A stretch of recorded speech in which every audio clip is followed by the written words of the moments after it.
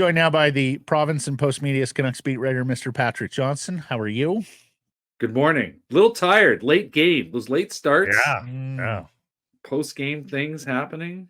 Things used to always start at 7:30. Oh. I'm so happy we moved the norm back to 7. So movies, everything used to start at 7:30. You know, Tocchet called this shot to a degree, Patrick. And look, they were the better team last night. But, you know, he was talking about right after the Vegas game and, you know, big celebration, all these milestones. Okay, like there's no reason why we shouldn't be focused for Arizona. I guess you give them A for effort, but the result wasn't there. Well, I mean, yeah, with the context, I mean, I don't think you could see it on the post-game video because it's such a tight shot on Rick's head. But when Rick was asked about the shot, basically, or the Pettersson's goal, essentially, but he used it to expound because his main point was, you know, there was a later question I'll come to in a second, but you know, you probably saw his face. There was this look of exasperation, but he went, oh. You know, the point was like, well, yeah, like why the hell won't our power play just move the damn puck and just rip it?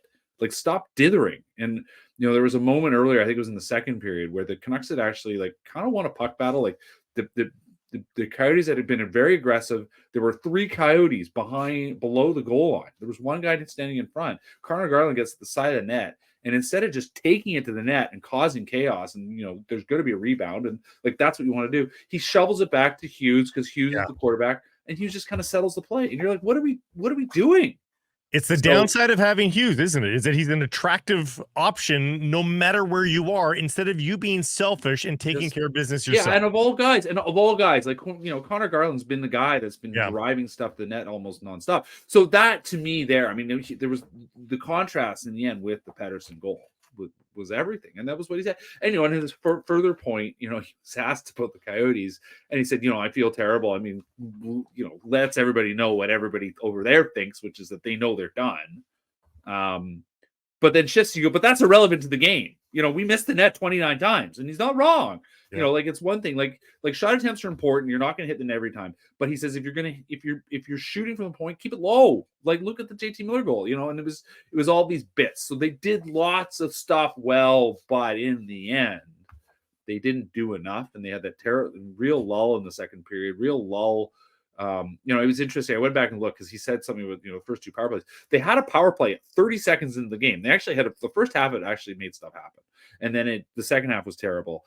And then they had 2 terrible power plays in the second. One late in the first and then one in the second. And, you know, those were duds. And he sort of referenced those as being the ones that, you know, killed all their momentum. And, you know, whether he meant the second half of the first one and the second one in the first period, or the one in the first period and one in the second period, either way, like this, they were all over a very tired team who had no business being there, who were utterly unmotivated, like should have been completely uninterested in all this, and they couldn't make anything happen. I'll bring this up for you. It was Carl Robinson's Arizona Coyotes. Like they had a counterattack and and it worked. And like they had no business being in the game at any point in the game, but they made it work. And when do you think the Vancouver Canucks started to draw at even strength on winning the puck battle in the corner and back to the point for a shot? It got a little bit better last night, a tiny bit. But goodness, it's so predictable. And I think teams do video. They know it's just going back to the point. Yeah. And I think some of that, I mean, in the end, it was an overcoaching emphasis, you know, like that was something that Rick was really hammering on coming out of Christmas. They did really well. They had all those wins, and then they kind of forgot. They never had a ton of variety in their game. Let's be clear. Like, you know, the first half was a lot of bounces and a lot of teams kind of not figuring their game and so on and so on and so on. Where we're at now is exactly what you said, Blake. It's too often been too one-dimensional. But, you know, like in the end, look at how those goals came. All the goals happened because they were moving their feet, right? Like Conor Garland's goal is because he's moving his feet 2 nights in a row because he's moving his feet. Like that is inevitably, anytime they've done that, they've looked good. Like there is that fear of risk, unfortunately, that seems to have creeped into their game, which is, well, you know, we don't want to, what happens in step 3 if we take step 1 here like this? And the point is that, I mean, I think the point has been the whole season from talking is that, listen, if we play our system right, you can take the risk on step 1 because step 3 will be fine.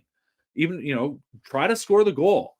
And like you said, the safe route has been fallen back on too often, and teams have figured it out. And that said, I mean, they're not the only team in the league that plays this way. Dallas plays this way. That's a team that's incredibly good at working in front of the net. Dallas, I think, overall is a more talented team, but they're not that much more talented. The Canucks are pretty talented. Like, they've made this work. And so I understand why they keep going back to that well. That said, they got to do more. Can they be everything they hope to be if Conor Garland is their best player on a nightly basis? No. Because I like Garland's their best player now. Miller's right there too, but I hear you. JT's been excellent. Yeah. But yeah. Conor Garland leading the charge. Yeah. You say that. Yeah, no, I'm like, listen, it's been a delight watching him play. It's been a great, fun season, and it's great that he's finally found his way with JT Miller. I think that line is looking like the line they want it to be. Miller, I think, has kind of found the rhythm of those two wingers. But no, like, JT Miller's got 100 whatever points. Like, he's got to be the bad guy. Elias Pettersson, I mean, at least we saw him, like I said, he finally ripped the puck. We hadn't seen him do that in so long. Quinn Hughes has been, I think, most nights trying to put the team on his shoulders. That's why he's going to win the Norris Trophy. It's why, I mean, the company he's keeping is, I don't see Cale Makar on those lists. I only see Bobby Orr and Paul Coffey and Ray Bourque. Like the list that Hughes finds himself on is a pretty special one. And he's been doing what he needs, but you need those guys. Like, at one point I had sort of written this, well, what the hell? Then they tied it up. I'm like, well, maybe this is a story about the Stars showing up, and then they lost. So it's, it was kind of a moot point. I mean, it's good that they got goals from their two best players, and Quinn Hughes continues to rack up points and on and on and on. But those were the Arizona Coyotes, and they're playing on playing the Edmonton Oilers on Saturday. You may have heard. If I could nominate two players to have unadulterated breakaways in on Connor Ingram, the last two players on the list would be Teddy Bluger and Philip Roenick. Yeah, those would be the last two players on the list. Well, and Roenick's still too shy of 50, huh? Yeah. He was pretty down on himself. Now, we can say what we want about all the performance of the skaters, but let's be honest. Thatcher Demko wins that game going away. Which was, I have two follow-ups. Number one, are you concerned with Canucks goaltending right now, Patrick? Not really. I mean, I said this on the weekend. Listen, like, okay, yes, you guys are right. Like, Demko plays, it's an experience thing, right? Like, the goal that kind of snuck through that Sulov's never saw, went by his foot. There's a bit of an experience element in that, to know that in this situation, an NHL shooter is probably doing this, so I best be ready. And I talked to archers about that, and that's, in the end, that is the biggest challenge, is just constantly reminding you how much better these guys are than the guys you've been seeing night in, night out. Mm-hmm. So certainly, he could get there, but he's here now. There's no blame. He's 23. No, I'm just saying, like, this is what I'm saying. Like, this reality. This is what he is, and this is what Casey DeSmith is. Like, there were people yelling at me last Saturday because some of that was about Casey Smith in a game where the Canucks just did an atrocious job on the penalty kill. Like in the end, it is a team game. You need your goalie to be best. Yes, if you're going in the playoffs with these two as your goalie, you're not feeling great. I mean, you're not. You want your best guy in there, and that's Thatcher Demko. So, for instance, it is interesting that they're practicing today, right? We were thinking a little bit about this after the game. Like, originally they've got practice. They're scheduled to practice today. They're scheduled to practice Friday. Practice and fly to Edmonton Friday. We had sort of assumed they'd probably take at least today off. And then practice Friday and fly. But if you're going to practice today, that leaves open you're going to practice tomorrow. And that certainly opens up the door to Demko playing on Saturday, in terms of just the prep and all the things he needs. And, as Talkett said to us on Tuesday, like, that was meant to be a, quote, 70% practice, while, the next one was going to be an 80% practice. And then, so he needs a full practice where he's doing everything. He's dealing with traffic, on and on and on. So they've added that. I mean, the concern on their part is obvious now. They're like, okay, how we really any time left to rest? Is he ready? Probably. Let's get him in there.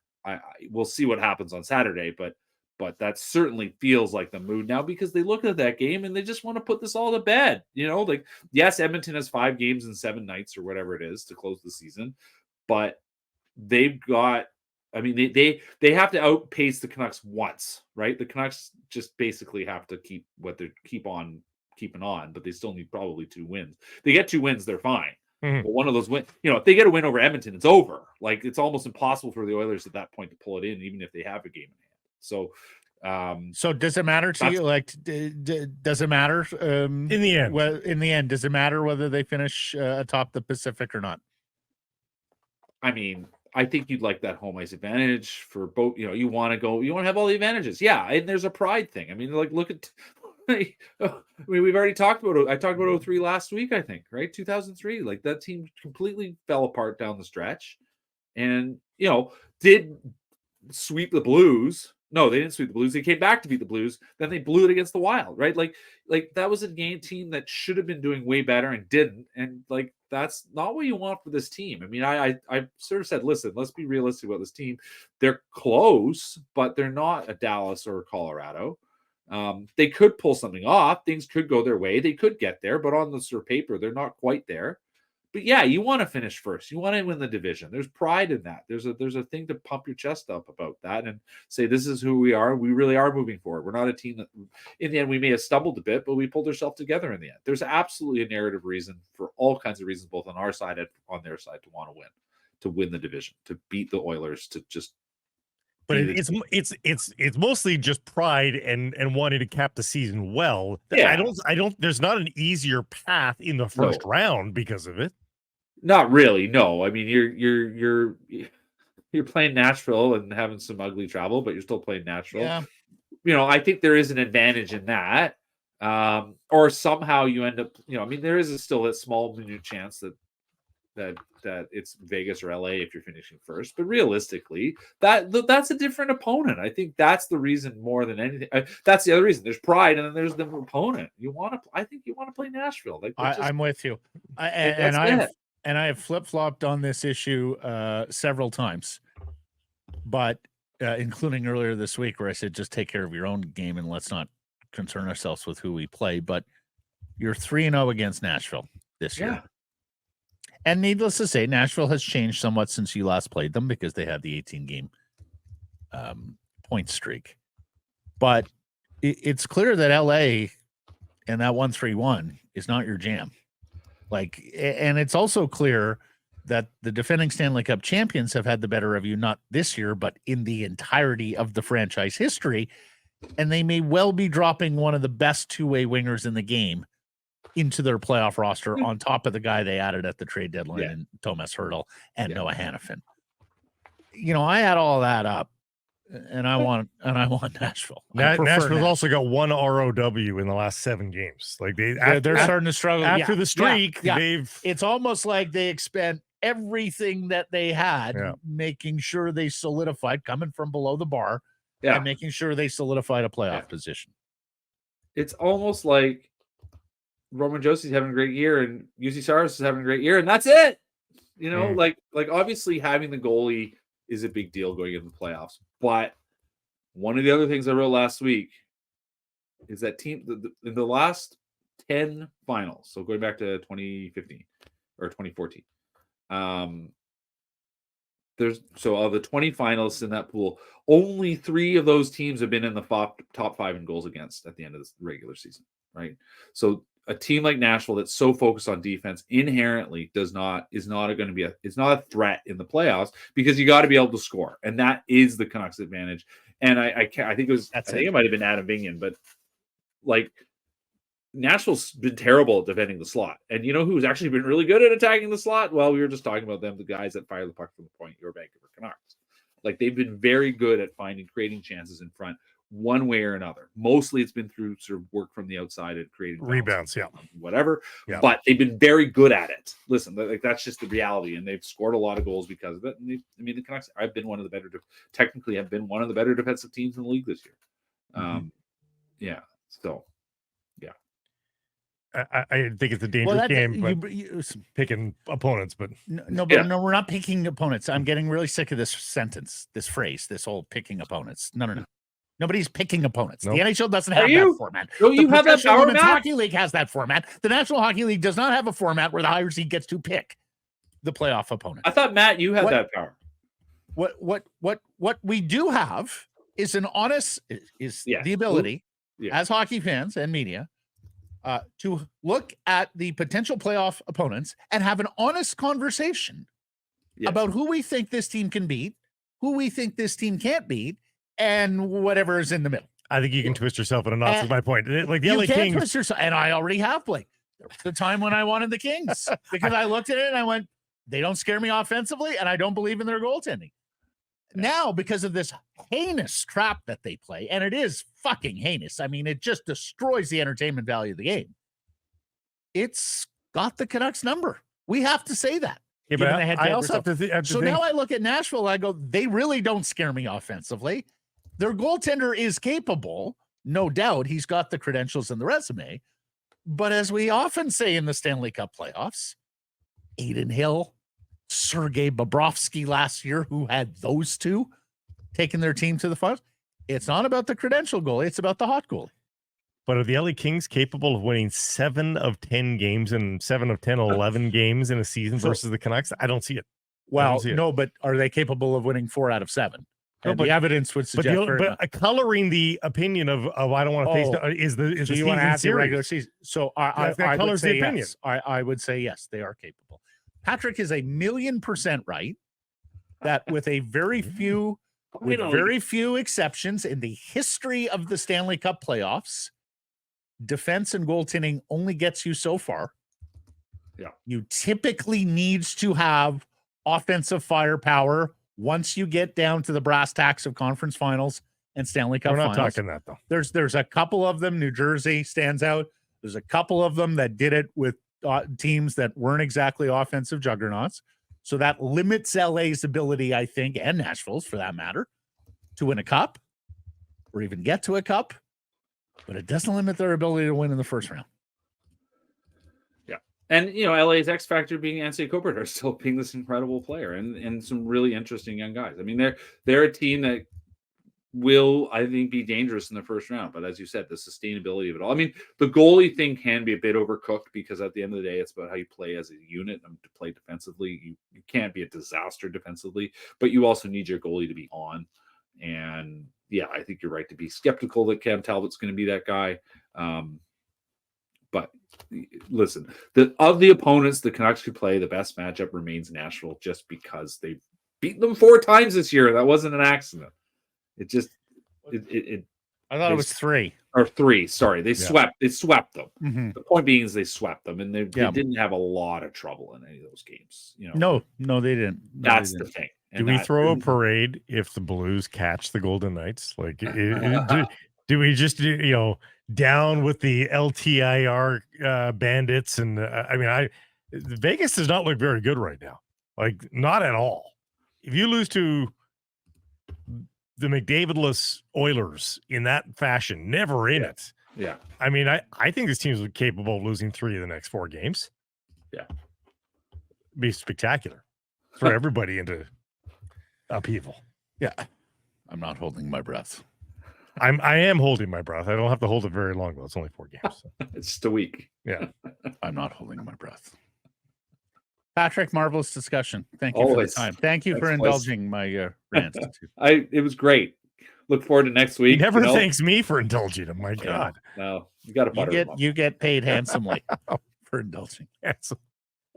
See ya. That's do I. Take care, guys. Hey, everybody. If you're enjoying what you're seeing here, then follow along with Sekeres and Price on YouTube. I promise more content coming. The kids call it subscribe on YouTube. Well, how about liking it? Do that as well. Smash it right now.